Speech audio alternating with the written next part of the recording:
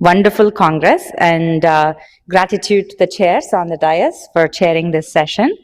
I think for those of you who are here, thank you for coming.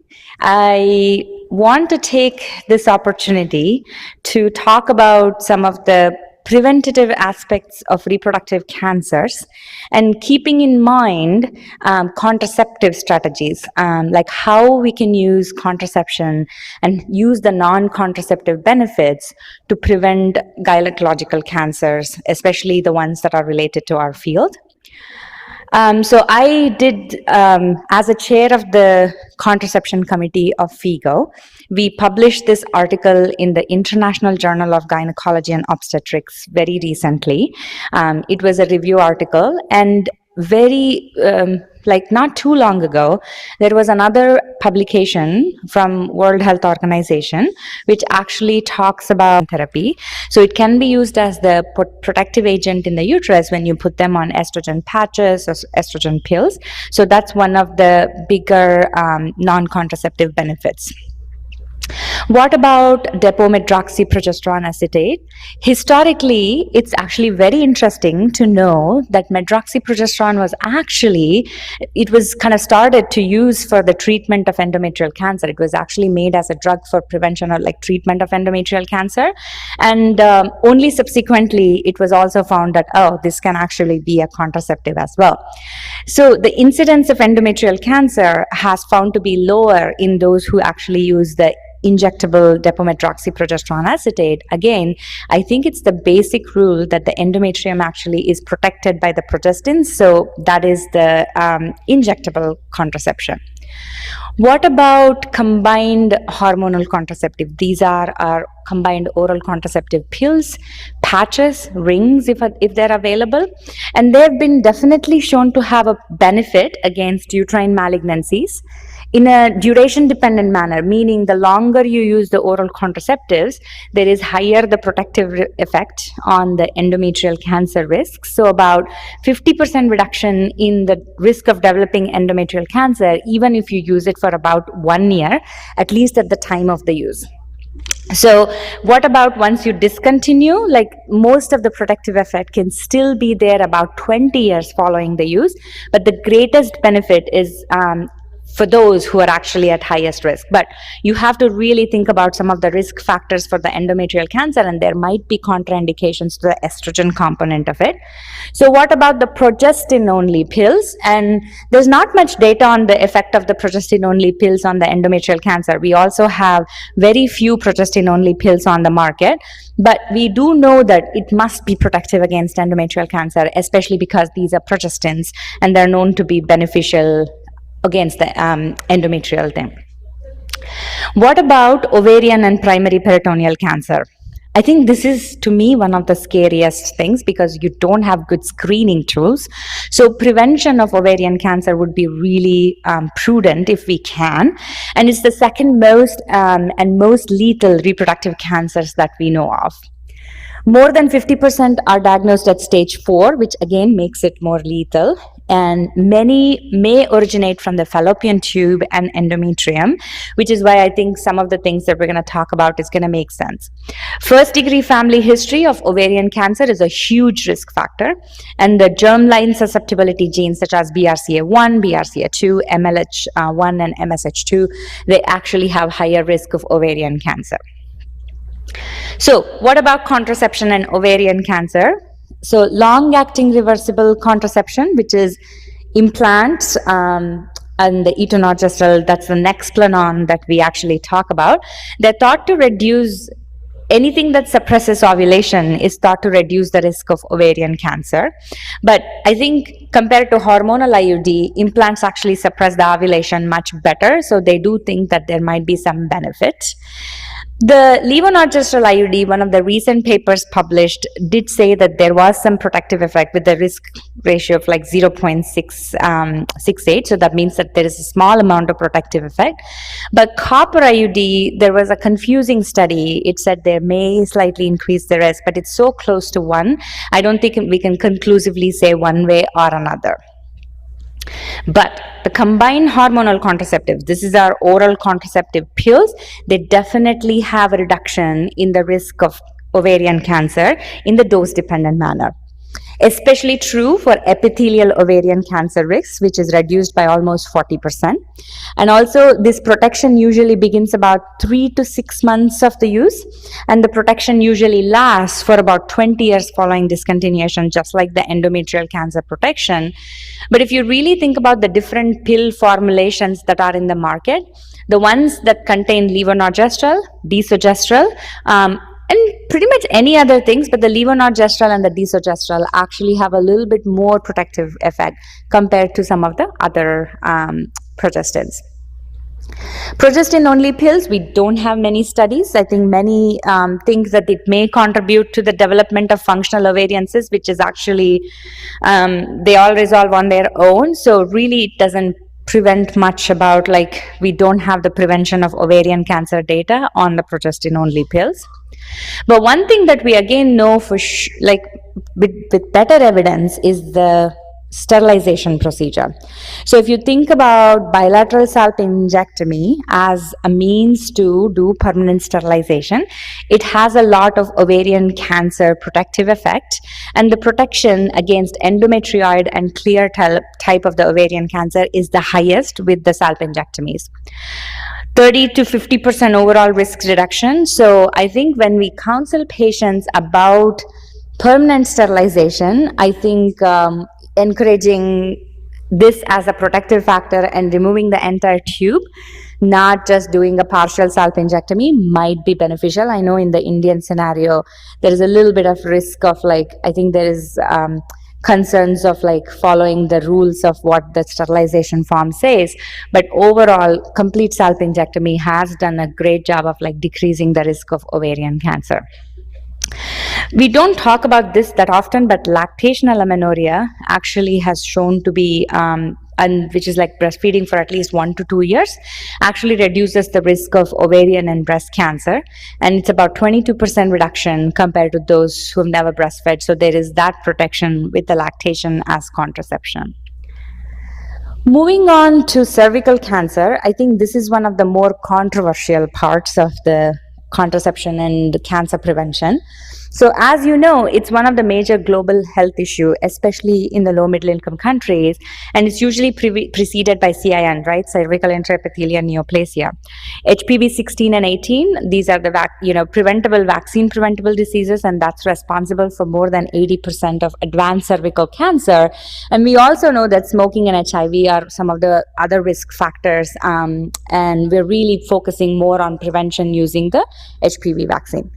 So we know that there is really, in people who have IUDs, sometimes patients ask me who have abnormal pap smear, is this going to make my pap go worse, or is there any risk of CIN? So we don't think there is any clear difference in the risk of cervical intraepithelial neoplasia when you place them on IUD.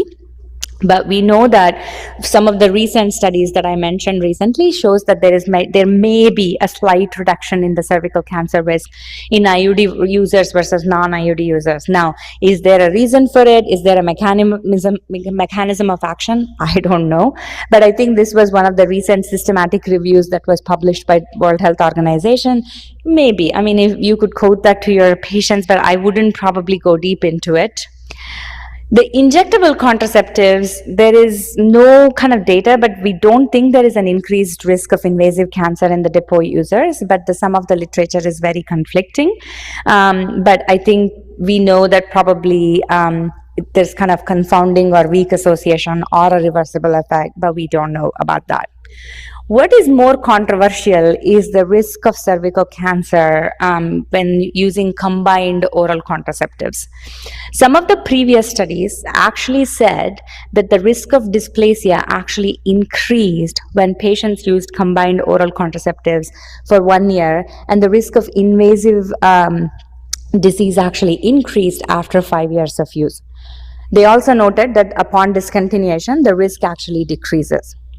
But there are some problems with the study, because when you think about people who use contraceptives in general, they may not be using barrier methods such as condoms or other withdrawal or other protective methods, but they may get more exposure to HPV by lack of like the condom usage because they're just using some of the other methods.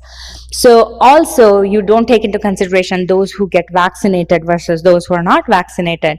So the studies from Europe, which actually just took patients who actually had HPV vaccination, but there was no increased risk in those patients between the cervical cancer risks when you use the birth control versus you didn't. But more studies are needed to keep these confounding factors at check, because there is contraception use is kind of sometimes associated with lack of barrier method use, as I mentioned. But when you do the pooled studies, they do say that overall hormonal contraceptives did decrease the risk of cervical cancer, but the oral contraceptive pills one is still a bit controversial. Again, if we think condoms as one of the consistent use of condoms, then that does decrease HPV infection. So barrier methods do help.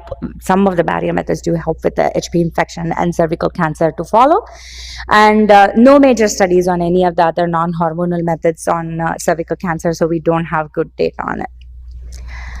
Some of the other cancers that we deal with are the gestational trophoblastic neoplasia or molar pregnancy. And I think this region, Southeast Asia and Japan, exhibit the highest documented rates of the gestational trophoblastic neoplasia, at least 2 per 1,000 pregnancies. We don't, in where I practice in the United States, it's not like very common, but we do see cases here and there for sure.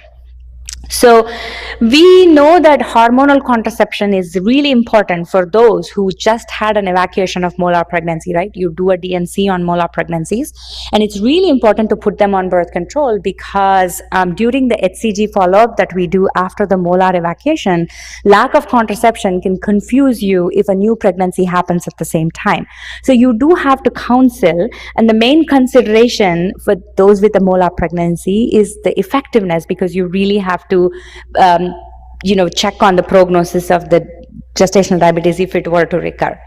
So the use of IUD is not associated with an increased risk of developing the post-molar trophoblastic disease, but people are a little hesitant to put IUD after the molar evacuation because the increased risk of perforation or expulsion.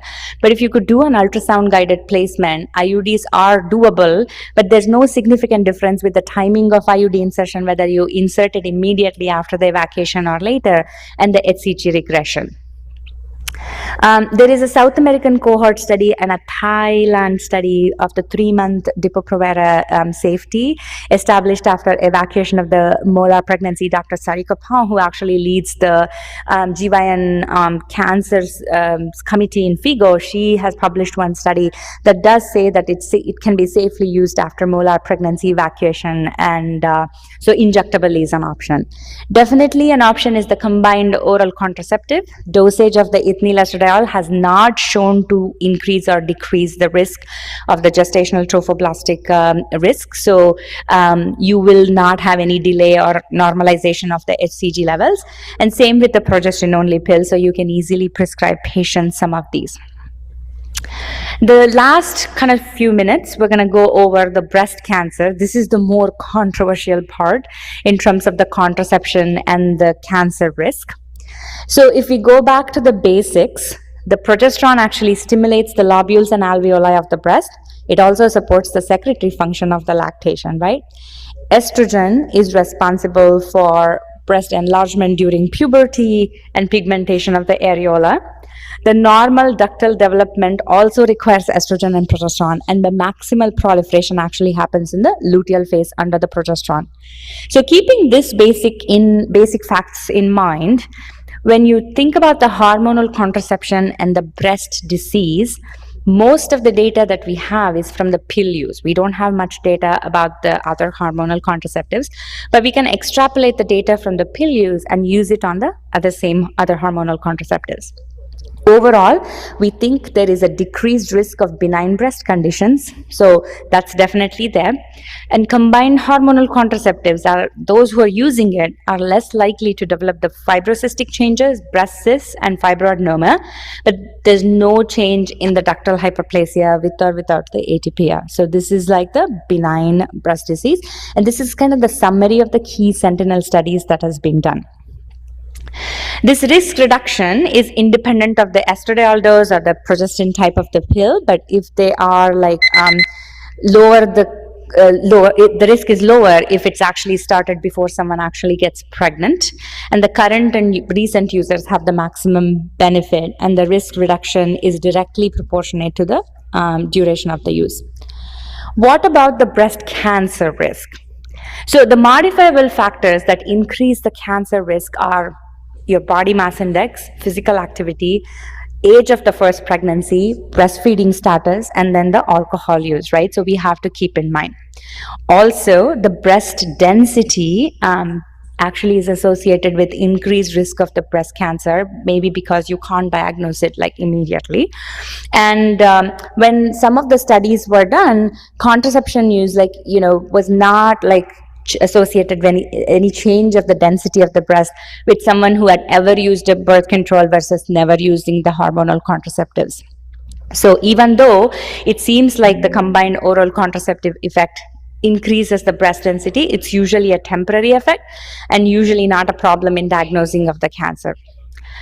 So what about the BRCA mutation and the family history?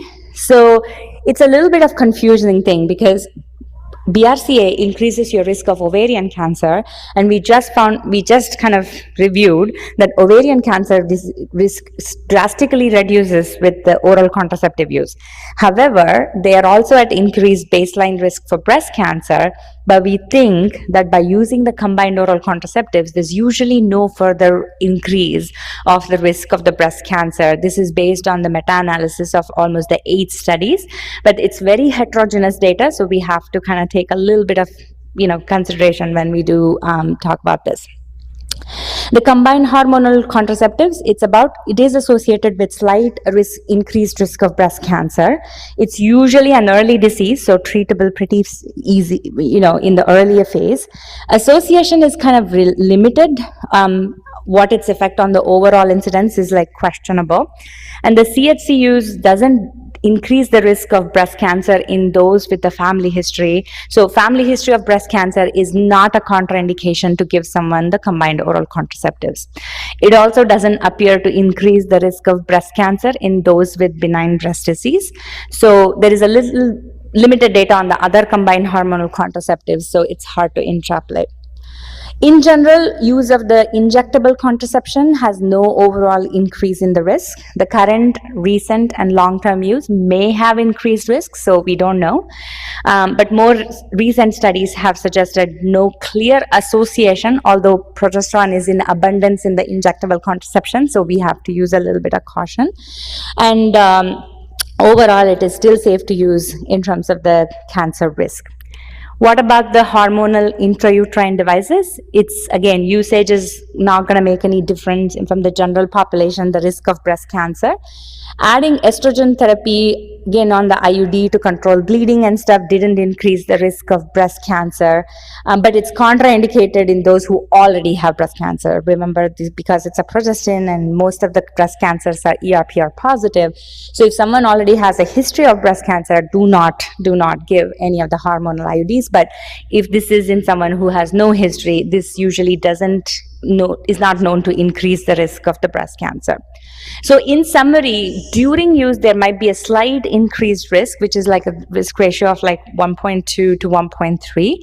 Risk pertains in most studies to increase over like the next 10 years. And the studies demonstrate higher risk with the levonorgestrel product compared to the other hormonal products. And it goes away over time and after discontinuation. BRCA history, family history of breast cancer, likely no increased risk, but benefit outweigh the risk in terms of ovarian cancer prevention.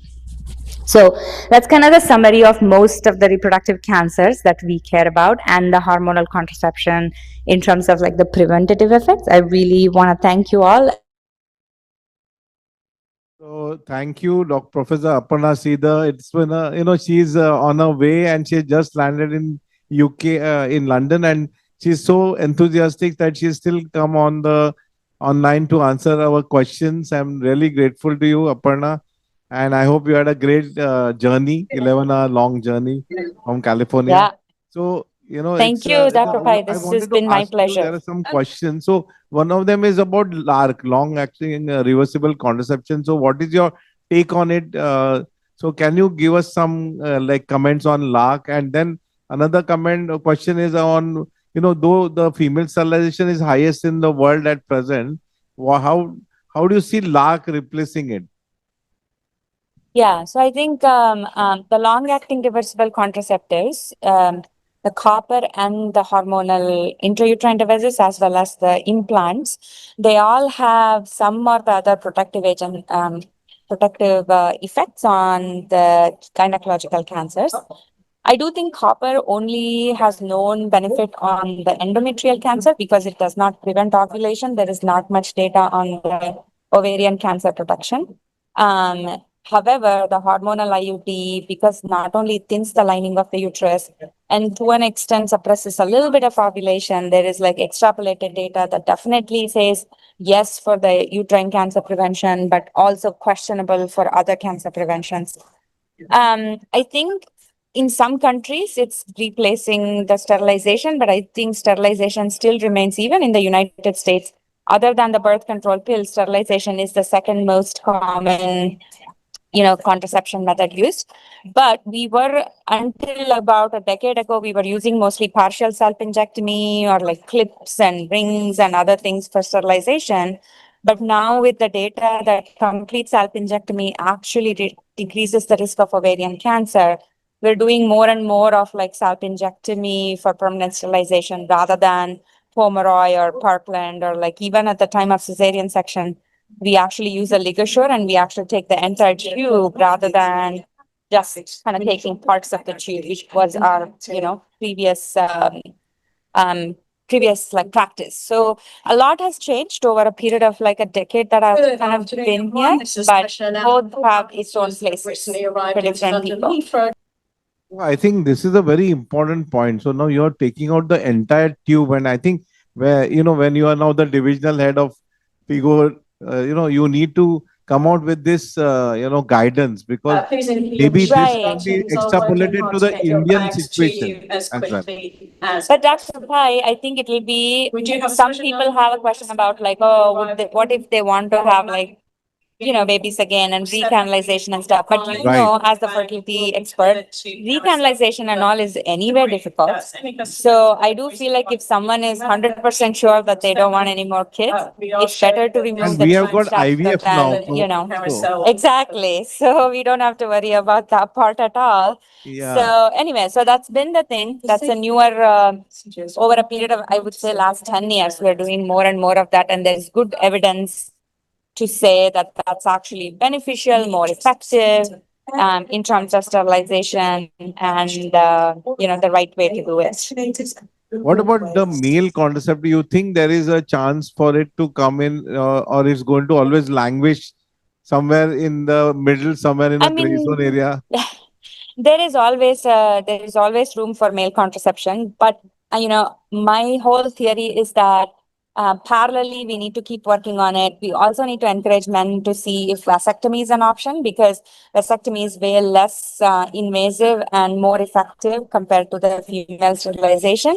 But in terms of the temporary contraceptives, we haven't had luck with like something that's been very easy to use and effective. So until something like that gets developed, because the R&D takes like forever, that's one of the problem. And I also feel like females do get pregnant.